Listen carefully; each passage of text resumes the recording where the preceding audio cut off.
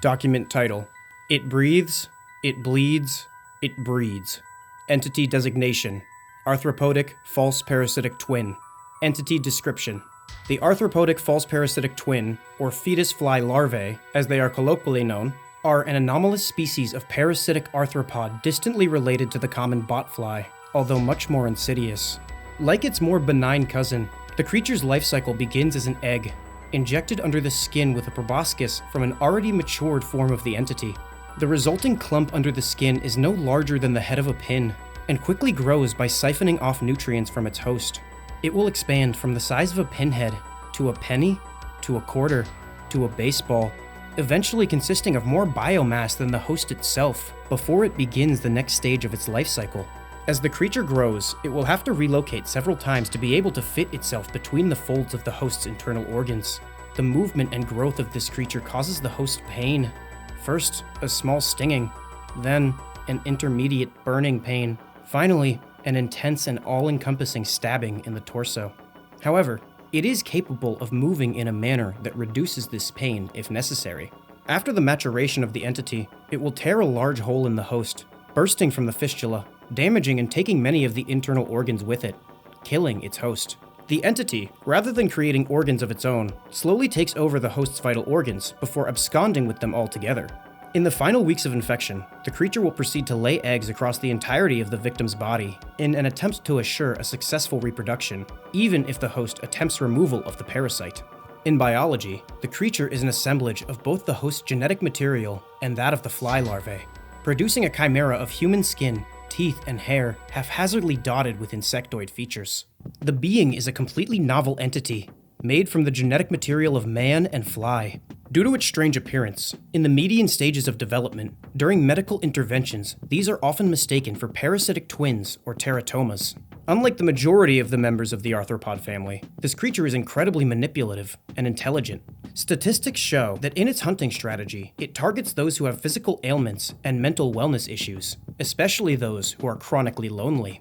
Strangely, despite lacking all biological systems necessary, this creature is capable of communication in a manner that resembles human speech. Oftentimes, the parasite will not speak until it knows it has to, as revealing itself typically leads to immediate removal. However, once the strange nature of the entity has been discovered, the fetus fly larvae will attempt to emotionally manipulate the host to allow it to stay, feigning fear, attempting false companionship, and even lying that it will be able to leave without harming the host. One man, who became a host for an arthropodic false parasitic twin, has written an account of his experience. The transcript, released post-mortem, details the following.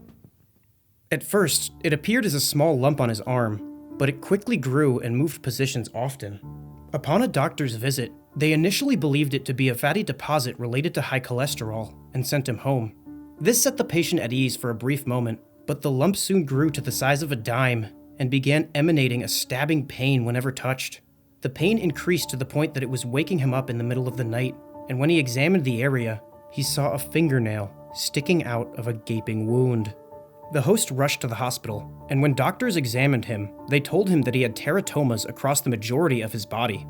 The doctors recommended surgery, and unfortunately, due to anesthetic failure, the patient was awake for the surgical procedure. The following is the host describing his own experience. Luckily, I felt nothing, but I heard every joke, jab, and bit of gossip. I heard the sizzle as the bovie, I looked up the name later, cut and cauterized the incisions. Those 300 minutes were the most excruciating moments of my life. It felt like I was on that table for an eternity, listening to music, puns, and the sound of my own operation. The worst part of it was the realization that I couldn't see what they were doing, and I had to imagine what was happening to me. The following is a live audio feed of the operation room. She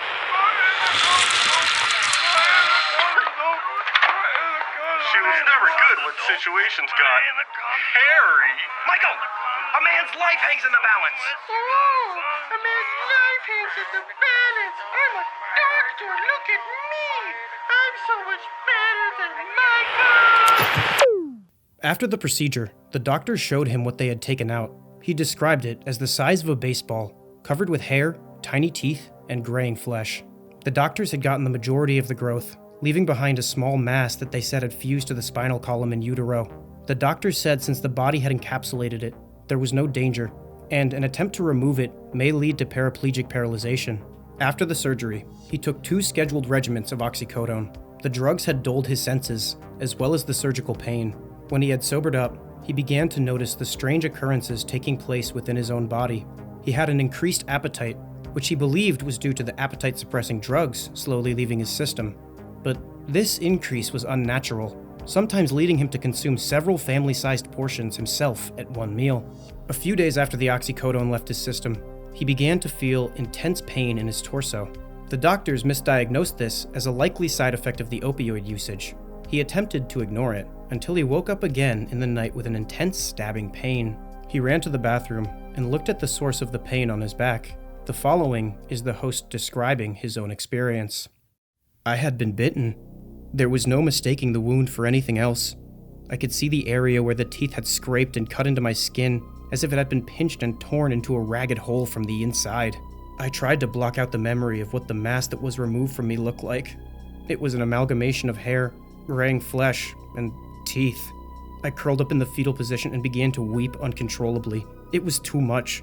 A recurring thought bounced around in my head like butterflies in my stomach. Why me? I started to have a panic attack on the cold tile of the floor. Why me? I began hyperventilating and I couldn't catch my breath. Why me? I think I went crazy at this point, because the next thing that I heard was, "It's okay. We're going to be okay." I looked around, half expecting someone to be in the bathroom with me, but no one was there. It wasn't until the voice repeated those words that I realized where it was coming from. It was coming from the hole in my back. Whatever was inside me was talking to me. I got up. I had to get to the hospital. I was having a psychotic episode and likely suffering from another mass. As I headed towards the door, it spoke again, its voice no louder than the wheezing of a respirator. "Don't go. They hurt me." Something was growing inside me like a creature from Alien that could talk. I should have sprinted to the nearest hospital screaming, but instead I spoke in a shaky, uncertain voice. I have to. You're hurting me. If I don't, you might even kill me. What if I didn't? I can shift while I grow. I can make it so it doesn't hurt until I'm ready. And then we can work together to make it as painless as possible so we both can live. Ready for what? Until I'm strong enough to leave your body. Right now, I'm not strong enough to survive outside you. I just need you to sustain me for a few months. Please, they'll kill me at the hospital. Brother, I can be your friend. I want to be with you. I don't want you to be lonely. Please don't kill me. The victim agreed to this macabre deal.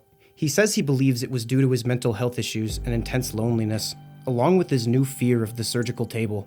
BAC researchers believe that this, along with his history of physical health issues, made him a prime target for the false fetus fly. The creature, at least at first, kept up its end of the bargain, and did its best to move and grow in a way that wasn't painful to the host. It was at this point that the fetus fly began to double down on its psychological manipulation of the host. One night at dinner, the creature spoke up unprompted and asked the host, "What are you doing?" The victim responded that he was eating and reading a short story. The parasite asked him to read to it, and he did. They read the whole story, and when they finished it, it asked him to read more. They spent the entire night reading and discussing various stories.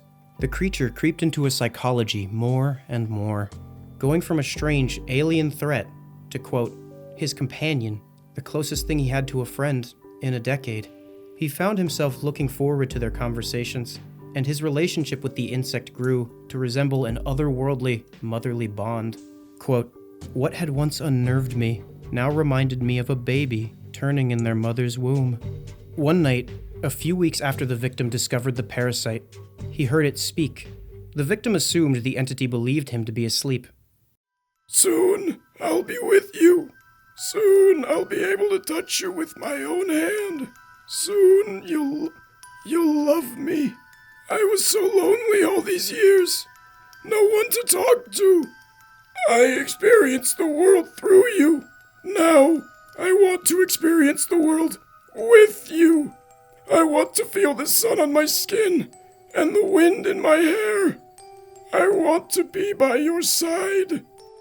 The host now believes that these were false platitudes meant to buy his love and trust.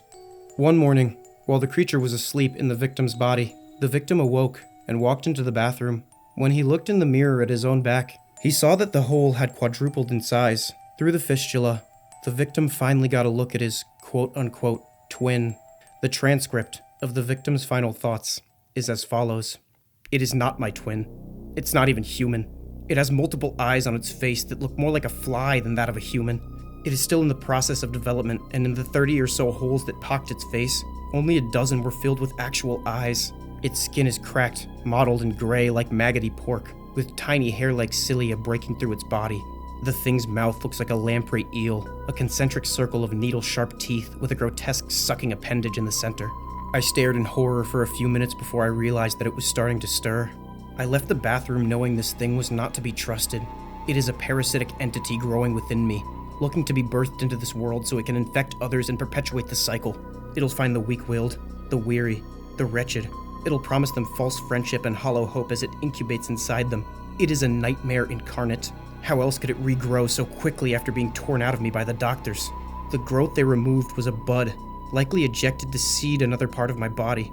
I can now feel dozens of other lumps in my arms, legs, and groin. Embryos in development.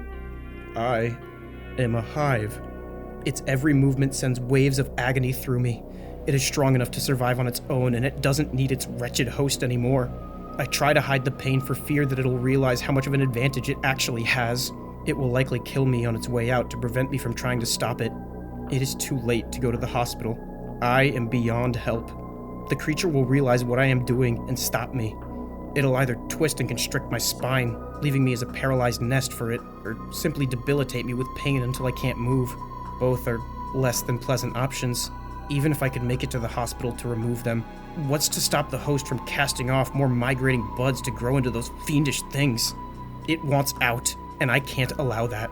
I have my own option. The thing likely won't see it coming until it's too late. On to why I'm writing this. I always wanted to write. I spent so much of my life reading that this seems like a logical progression. I don't know if it's irony or if it's just the fumes from the gasoline I poured around the house that have now soaked into the rug, coated the walls and furniture getting to me, but it seems comical that the only piece I write is basically my suicide note. I have to share this story before I strike the match. I can feel it stirring inside me as the fumes permeate the house, unaware of what I'm planning. This thing, it breathes, it bleeds, it breeds, and soon, it'll burn. We'll burn. I know what will happen when the end comes, and it tries to break free and wriggle out of my shredded body. I'll hold it to me in my final moments. It will likely snap my spinal cord like a dead branch and paralyze me from the waist down. My legs won't matter though, as I have no intent on escaping. It'll scream, seethe, and shriek as the flames crackle and snarl around us. I will look into its horrifying visage, and I will smile. Even if its maliciousness made flesh, it is still my only friend left in this world. As the flames lap at us, I'll press it against me and whisper platitudes into its malformed ear. I'll tell it how lonely I had been since my mother had died. I'll tell it how glad I was to have finally had a true friend that understood me.